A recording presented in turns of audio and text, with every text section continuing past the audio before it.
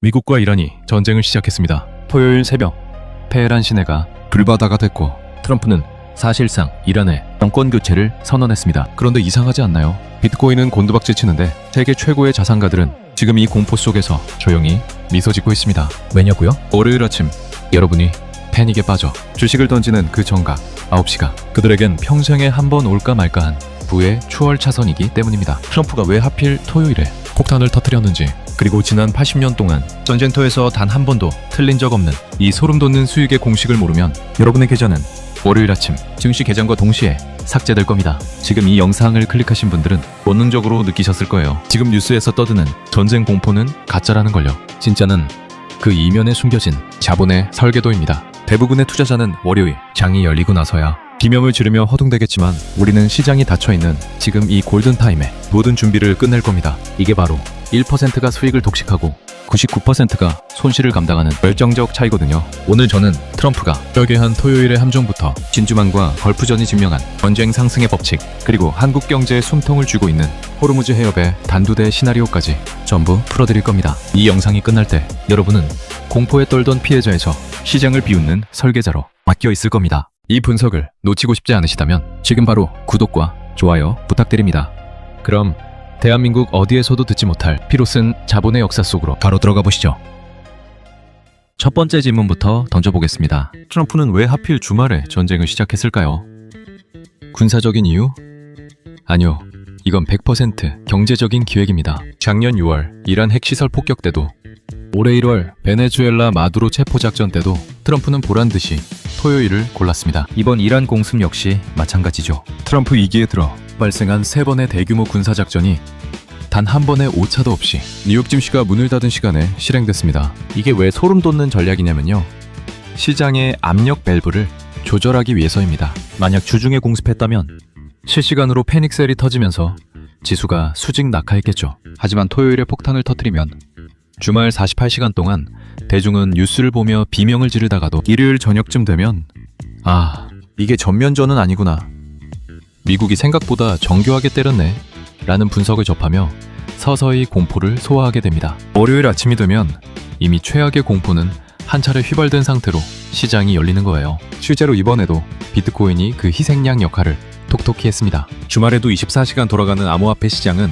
공포의 선행 지표거든요. 공습 직후 비트코인이 63,000달러까지 곤두박질 친 건 사실 주식 투자자들이 느꼈어야 할 공포를 암호화폐 시장이 대신 뿜어내준 겁니다. 압력밥솥에서 진기를 빼주는 구멍처럼 비트코인이 공포를 먼저 흡수해줬기 때문에 월요일 주식시장은 예상보다 차분하게 시작할 수 있는 구조가 만들어진 거죠. 설계자들은 주말 동안 이 증기가 빠지는 걸 지켜보며 월요일 아침에 어떤 종목을 쓸어 담을지 이미 리스트를 끝냈습니다.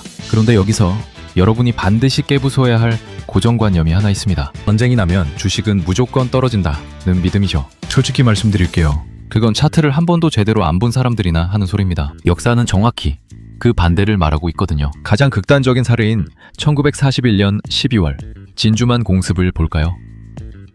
인류 역사상 가장 끔찍했던 전쟁의 시작이었죠. 물론 초기 4개월 동안은 지수가 20% 폭락하며 지옥을 보여줬습니다. 하지만 진짜 반전은 그 바닥을 찍고 나서부터예요. 전쟁이 끝날 때까지 다우지수는 87%나 폭등했습니다. 연평균 수익률로 따지면 13%가 넘어요. 전쟁 기간 내내 주식은 오르고 또 올랐다는 겁니다. 1991년 걸프전은 더 기가 막힙니다. 개전 전에는 석유 파동 온다며 세상이 망할 것처럼 굴더니 막상 사막의 폭풍 작전이 시작되자마자 시장은 기다렸다는 듯이 폭등했습니다. 왜일까요? 시장이 가장 혐오하는 건 전쟁 그 자체가 아니라 원정이 날까 안 날까 모르는 불확실성이기 때문입니다. 막상 미사일이 날아가는 순간 시장은 이제 시나리오가 확정됐구나 라며 안도감을 느낍니다. 2003년 이라크 전쟁 때도 똑같았죠. 개전 전까지 질질 흐르던 주가가 개전 선언과 동시에 반등해서 그해 연말까지 거침없이 랠리를 이어갔습니다. 불과 8개월 전 이스라엘과 이란의 10일 전쟁 때도 패턴은 반복됐습니다. 유가가 배럴당 10달러 튀어오르며 금방이라도 3차 대전이 터질 것 같았지만 결과는 어땠나요? S&P 500은 6% 남짓 조정을 받고 3주 만에 신고가를 뚫어버렸습니다. 패턴이 보이시나요? 전쟁은 단기적인 충격일 뿐 자본의 거대한 물줄기를 바꿀 수는 없다는 게 지난 80년 역사의 증명입니다. 하지만 말입니다. 여기서 제가 여러분께 경고하고 싶은 단 한 번의 예외가 있습니다. 이 예외 사례를 모르면 전쟁 상승이라는 공식만 믿고 들어갔다가 전 재산을 잃을 수도 있어요. 바로 1973년 10월에 욘키푸르 전쟁입니다. 이때는 달랐습니다. S&P 500이 고점에서 42%나 폭락했고 그 하락장이 무려 2년 동안 이어졌습니다. 원금 1억이 5,800만 원이 되는 걸 2년 내내 지켜봐야 했죠. 전고점을 회복하는 데는 무려 7년 반이나 걸렸습니다. 왜 1973년만 이렇게 잔인했을까요? 다른 전쟁들은 총알이 오가도 기름은 계속 흘렀지만 이때는 중동 산유국들이 석유를 아예 무기화해서 공급망을 끊어버렸기 때문입니다. 즉, 전쟁의 규모보다 중요한 건 에너지 공급망이 실제로 파괴되느냐의 문제입니다. 그렇다면 지금 2026년의 이란 전쟁은 어떤 길을 걷게 될까요? 1991년처럼 불확실성 해소로 급등할까요? 아니면 1973년처럼 장기 침체의 늪으로 빠질까요? 그 열쇠는 이란의 손에 쥐어진 호르무즈 해협이라는 단두대에 있습니다. 하루에 한국 돈 2조 원어치의 기름이 지나가는 그 좁은 바닷길이 막히느냐, 마느냐에 따라 월요일 여러분의 계좌가 축제가 될지 초상집이 될지가 결정된다는 겁니다. 그런데 여기서 정말 소름 끼치는 이중 반전이 숨어 있습니다. 만약 호르무즈 해협이 막히면 미국이 제일 타격을 받을 것 같죠? 아니요, 정반대입니다. 오히려 미국은 이 상황을 내심 기다리고 있었을지도 모릅니다. 도대체 트럼프는 어떤 패를 주고 있길래 이 거대한 도박판을 벌인 걸까요? 그리고 왜 이 전쟁의 진짜 피해자는 미국이 아니라 한국과 중국이 될 수밖에 없는 걸까요? 자, 이제 진짜 심연을 들여다볼 시간입니다. 아까 제가 1973년 오일 쇼크의 유령을 소환했던 거 기억하시죠? 전쟁이 났는데 주식이 떨어지는 유일한 조건, 바로 기름 수도꼭지가 잠길 때라고 말씀드렸습니다. 그리고 지금 그 수도꼭지를 쥐고 있는 게 바로 이란의 호르무즈 해협입니다. 지도 한번 떠올려 보세요. 이란과 오만 사이에 낀 아주 좁은 바닷길인데 폭이 가장 좁은 곳은 고작 30km 남짓입니다. 차로 달리면 20분이면 통과하는 이 좁은 길로 전 세계의 원유 물동량의 20%가 지나갑니다. 하루에 약 2천만 배럴. 이걸 돈으로 환산하면 매일매일 약 2조 원어치의 기름이 이 길 하나에 운명을 걸고 지나가는 거예요. 그런데 이란은 예전부터 압박을 받을 때마다 이 길을 봉쇄하겠다는 카드를 전매 특허처럼 꺼내들었습니다. 작년 6월 전쟁 때도 봉쇄 결의안까지 올라갔다가 겨우 멈췄죠. 그런데 이번엔 다릅니다. 이란의 타스님 통신에서 호르무즈 해협을 실제로 봉쇄했다는 타전이 날아왔습니다. 이게 현실화되면 어떤 일이 벌어지는지 아세요?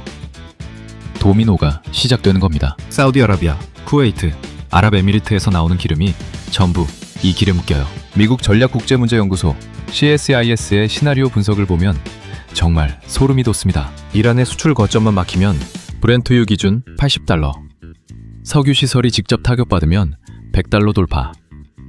만약 호르무즈 해협 통항 자체가 완전히 중단되면 유가는 순식간에 $130를 찍는다는 거예요. 지금 유가가 $72 수준인데 하룻밤 사이에 기름값이 2배로 뛸 수 있다는 소리죠. 그러면 어떻게 되겠어요?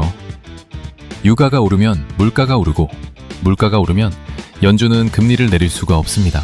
오히려 다시 올려야 할지도 모르죠. 금리가 안 내려가면 주식시장은 돌덩이를 매단 것처럼 눌릴 수밖에 없습니다. 이게 바로 1973년 오일 쇼크의 악몽이 재현되는 시나리오예요. 아마 여기까지만 들으신 분들은 역시 월요일에 다 팔아야겠구나 라고 생각하실 겁니다. 하지만 여기서 진짜 소름 돋는 이중반전이 나옵니다. 제가 아까 그랬죠? 트럼프는 철저한 장사꾼이라고요. 만약 호르무즈 해협이 막혀서 전 세계가 불바다가 되는데 미국만 타격을 받는다면 트럼프가 이 전쟁을 시작했을까요? 절대 아닙니다. 사실 미국은 지금 입꼬리를 실룩거리며 웃고 있을지도 몰라요. 왜냐고요? 미국은 이제 예전의 미국이 아니거든요. 많은 분이 착각하시는 게 있는데 미국은 더 이상 중동 기름의 국어라는 나라가 아닙니다. 이른바 셰일 혁명 이후 미국은 세계 최대의 산유국이 됐어요. 하루에 약 1,300만 배럴을 뽑아내는데 이건 사우디와 러시아를 합친 것보다 더 많은 양입니다. 미국의 호르무즈 해협 의존도는 전체 수입량의 고작 7%에 불과해요. 쉽게 말해서 중동 바닷길이 막히든 말든 미국은 자기 집 마당에서 나오는 기름으로 충분히 버틸 수 있는 나라라는 겁니다. 오히려 유가가 오르면 누가 돈을 벌까요? 맞습니다. 엑손모빌, 쉐브론 같은 미국 에너지 기업들이 돈방석에 앉습니다. 실제로 작년 이란 충돌 때 엑소모빌 주가는 단 6일 만에 10%가 올랐어요. 전쟁을 하면서 동시에 에너지로 돈을 버는 구조. 이게 트럼프가 설계한 2026년판 전쟁 경제학입니다. 1973년에는 미국이 기름이 없어서 벌벌 떨었지만 2026년에는 남들이 기름 없어서 죽어갈 때 비싸게 팔아먹을 준비가 되어 있다는 거죠. 그럼 진짜 피해자는 누굴까요? 여기서부터가 우리에게 잔인한 이야기입니다. 호르무즈 해역을 통과하는 원유의 무려 84%가 향하는 곳, 바로 아시아입니다. 중국, 인도, 일본, 그리고 우리 대한민국이죠. 한국은 수입하는 원유의 69%가 중동산이고 그중 99%가 호르무즈 해협을 통과해서 옵니다. 비유하자면 우리 동네 편의점에 물건을 실어 나르는 트럭이 딱 한 대뿐인데 그 트럭이 다니는 유일한 길이 큰 바위로 막혀버린 셈이에요. 비축유가 7개월분 정도 있다고는 하지만 봉쇄가 한두 달만 지속돼도 한국 경제의 심장은 멈추기 시작할 겁니다. 그런데 말입니다. 여기서 한 발짝 더 들어가 보면 트럼프의 진짜 무서운 카드가 보입니다. 이번 전쟁의 진짜 타깃이 이란뿐일까요? 아니요. 트럼프의 시선은 더 멀리 베이징을 향하고 있습니다. 여러분, 이란이 수출하는 석유의 상당 부분이 어디로 가는지 아세요? 바로 중국입니다. 중국은 미국의 제재를 비웃기라도 하듯 이란으로부터 하루 130만 배럴이 넘는 기름을 엄청난 할인가에 사오고 있었어요. 트럼프 입장에선 이란을 치는 게 곧 중국의 에너지 공급망을 끊는 일석이조의 전략인 겁니다. 베네수엘라, 이란, 쿠바, 그린란드. 트럼프가 최근 압박하거나 공을 들이는 나라들을 보세요. 전부 중국의 에너지나 자원 공급망과 연결된 나라들입니다. 트럼프의 외교 정책이 무질서해 보이지만 사실 중국 포위 전략이라는 거대한 하나의 줄로 꿰어지고 있다는 뜻입니다. 전쟁터의 화염은 이란에서 피어오르지만 정작 숨이 막히는 건 시진핑 주석일 거라는 거죠. 자, 여기까지 들으셨다면 이제 머릿속이 복잡해지실 겁니다. 미국은 웃고 아시아는 울고 유가는 뛰고 그럼 내 계좌는 어떻게 해야 하나? 라는 생각이 드실 거예요. 하지만 걱정 마세요. 제가 아까 그랬죠. 구조를 알면 수익이 보인다고요. 대부분의 투자자가 월요일 아침에 호르무즈 봉쇄 뉴스만 보고 패닉셀을 할 때 우리는 이 구조적 비대칭을 이용해서 수익을 극대화할 수 있는 사냥터를 찾아야 합니다. 누구는 $100 유가에 비명을 지르겠지만 누구는 유가 상승 수혜주로 계좌를 붉게 물들일 겁니다. 누구는 비트코인 폭락에 절망하겠지만 누구는 선반영된 공포가 반등으로 바뀌는 그 찰나의 순간을 낚아챌 거예요. 이제부터가 진짜 중요합니다. 여러분이 월요일 아침 9시 HTS를 켜자마자 바로 실행해야 할 실전 투자 시나리오를 시나리오별로 낱낱이 해체해드릴 거거든요. 과연 이번 전쟁이 단기전으로 끝나고 시장이 축제를 벌일까요? 아니면 예상치 못한 장기전의 늪으로 빠지며 우리를 고통스럽게 할까요? 그리고 그 안에서 우리가 반드시 쥐어야 할 치트키 같은 종목들은 무엇일까요? 여기서 놓치면 지금까지 들은 정보는 그냥 뉴스와 다를 게 없습니다. 바로 다음 이야기에서 월요일 시장 대응의 마침표를 찍어 드리겠습니다. 자, 이제 모든 구조를 이해했습니다. 트럼프의 주말 함정, 80년 전쟁의 반등 공식, 그리고 미국의 에너지 패권이라는 거대한 퍼즐 조각들이 다 맞춰졌죠. 이제 남은 건 단 하나입니다. 그래서 월요일 아침 9시 내 계절을 어떻게 지키고 불릴 것인가? 이 질문에 대한 가장 정교한 답을 드릴 시간입니다. 지금부터 제가 말씀드리는 내용은 단순히 뉴스를 읽어주는 수준이 아닙니다. 자본의 최전선에서 움직이는 설계자들의 실전 시나리오예요. 먼저 월요일 시장 개장 직후의 풍경을 그려보죠. 역사적으로 전쟁 개시 후 첫날 시장의 하락폭은 대부분 1%에서 3% 수준이었습니다. 알보시 땡 하자마자 지수가 파란색으로 도배된다고 해서 패닉셀을 할 이유는 전혀 없다는 뜻입니다. 오히려 그 하락은 공포에 질린 개미들이 던지는 물량일 가능성이 큽니다. 우리는 그 공포를 역으로 이용해야 합니다. 첫 번째로 주목해야 할 섹터는 역시 에너지입니다. 하지만 조심하세요. 무턱대고 아무 정유주나 잡는 건 도박입니다. 제가 아까 뭐라고 그랬죠? 이번 전쟁의 수혜는 미국의 셰일 기업들에게 집중된다고 했습니다. 엑선모빌이나 쉐브론, 그리고 미국 에너지 기업들을 한데 묶은 ETF인 XLE를 눈여겨보세요. 유가가 $80, $100를 향해 치솟을 때 이 기업들의 현금 흐름은 기하급수적으로 늘어납니다. 작년 6월 이란 충돌 때도 이 종목들은 단 일주일 만에 시장 수익률을 압도했습니다. 다만 전쟁이 단기전으로 끝나는 기미가 보이면 유가는 순식간에 제자리로 돌아오니까 수익 구간에서는 냉정하게 익절하는 타이밍의 미학이 필요합니다. 두 번째는 방산주입니다. 로키드 마틴이나 레이시온 같은 미국의 방산 거인들은 이런 지정학적 위기 때마다 전쟁 프리미엄을 누립니다. 미사일 한 발이 발사될 때마다 이들의 수주 잔고는 올라가거든요. 국내 시장에서도 마찬가지입니다. 한국의 방산기업들은 이미 세계적인 수준의 가성비와 납기 능력을 갖췄죠. 중동의 긴장감이 높아질수록 한국산 무기에 대한 수요는 역설적으로 더 커질 수밖에 없습니다. 그리고 비트코인. 이미 주말 동안 63,000달러까지 빠지면서 온몸으로 공포를 선반영했다고 말씀드렸죠. 역사적으로 비트코인은 지정학적 충격 직후 급락했다가 시장이 안정을 찾으면 가장 탄력적으로 튀어오르는 성질이 있습니다. 지금의 하락은 압력 밸브가 제대로 작동하고 있다는 증거입니다. 만약 전쟁이 전면전으로 번지지 않는다면 비트코인은 월요일 주식시장 개장과 동시에 가장 먼저 바닥 신호를 보내줄 겁니다. 하지만 여기서 진짜 냉정해져야 할 지점은 우리 한국 시장 코스피입니다. 솔직히 말씀드릴게요. 한국은 호르무즈 봉쇄에 가장 취약한 구조를 가진 나라입니다. 유가 급등은 곧 수입 물가 상승이고 이건 원화 약세와 기업들의 비용 증가로 직결됩니다. 특히 석유화학이나 항공주를 들고 계신 분들이라면 유가가 100달러를 돌파하는 시나리오가 현실화될 때 리스크 관리를 철저히 하셔야 합니다. 반대로 금이나 미국 국채 같은 안전자산은 여러분의 포트폴리오를 지켜줄 든든한 방패가 되어줄 겁니다. 자, 그럼 상황을 3가지 시나리오로 정리해드릴게요.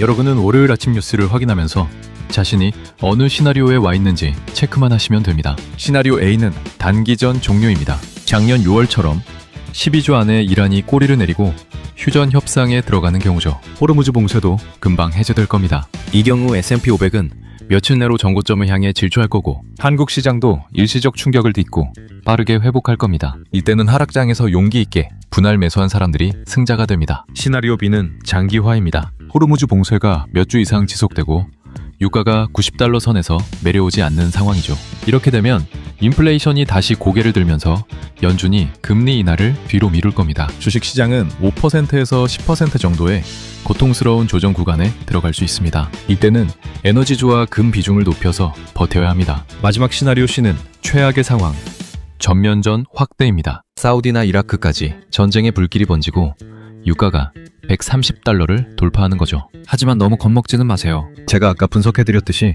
지금은 1973년과 다릅니다. 미국의 원유 생산량이 압도적이고 글로벌 원유 공급은 여전히 과잉 상태입니다. 유가가 130달러를 찍더라도 미국이 셰일가스, 수도꼭지를 더 세게 틀어버리면 그 상승세는 오래가지 못할 겁니다. 즉 시나리오 C가 오더라도 그건 역대급 매수 기회가 될 가능성이 높다는 뜻입니다. 결국 투자는 공포에 휩쓸리는 게 아니라 그 공포가 만들어낸 구조를 읽는 게임입니다. 대부분의 사람은 뉴스의 헤드라인만 보고 떨지만 우리는 그 뉴스가 누구의 주머니를 채워주고 누구의 목을 조였는지 그 이면을 봤습니다. 역사는 증명합니다. 전쟁의 포화 속에서 가장 큰 수익을 낸 사람들은 미사일의 궤적이 아니라 자본의 궤적을 쫓던 사람들이었다는 사실을요. 오늘 내용을 3줄로 요약해 보겠습니다. 첫째, 트럼프의 주말 개전은 시장의 공포를 분산시키기 위한 철저한 계산이다. 둘째, 역사적으로 전쟁은 불확실성 해소와 함께 강력한 반등을 불러왔다. 셋째, 이번 전쟁의 핵심은 호르무즈 해협이며 에너지 자급자족이 끝난 미국은 이 위기를 오히려 즐기고 있다. 자, 이제 선택은 여러분의 몫입니다. 월요일 아침 남들처럼 패닉셀을 동참하시겠습니까? 아니면 오늘 배운 이 차갑고 냉정한 구조를 바탕으로 기회를 포착하시겠습니까? 오늘 당장 여러분의 포트폴리오에서 에너지주와 안전자산의 비중을 점검해 보세요. 그리고 월요일 아침 뉴스에서 호르무즈 봉쇄의 지속 여부, 딱 이것 하나만 확인하십시오. 그것이 이번 머니게임의 향방을 결정지을 마지막 퍼즐입니다. 오늘 제가 준비한 리포트가 여러분의 소중한 자산을 지키는 방패가 되었다면 구독과 좋아요 그리고 알람 설정까지 꼭 부탁드립니다. 여러분의 클릭 한 번이 더 깊이 있는 진실을 파헤치는 힘이 됩니다. 더 궁금한 종목이나 구체적인 대응법이 있다면 댓글로 남겨주세요. 제가 하나하나 분석해서 다음 영상에서 시원하게 풀어드리겠습니다. 처음에 던졌던 질문, 전쟁 중인데 왜 주식은 오르는가? 이제 그 답이 보이시죠? 공포가 극에 달할 때 역사를 아는 사람만이 살아남습니다. 여러분의 경제적 자유를 향한 길에 가짜 경제학이 끝까지 함께하겠습니다. 다음 영상에서는 더 충격적이고 유익한 진실로 찾아뵙겠습니다. 끝까지 시청해주셔서 감사합니다.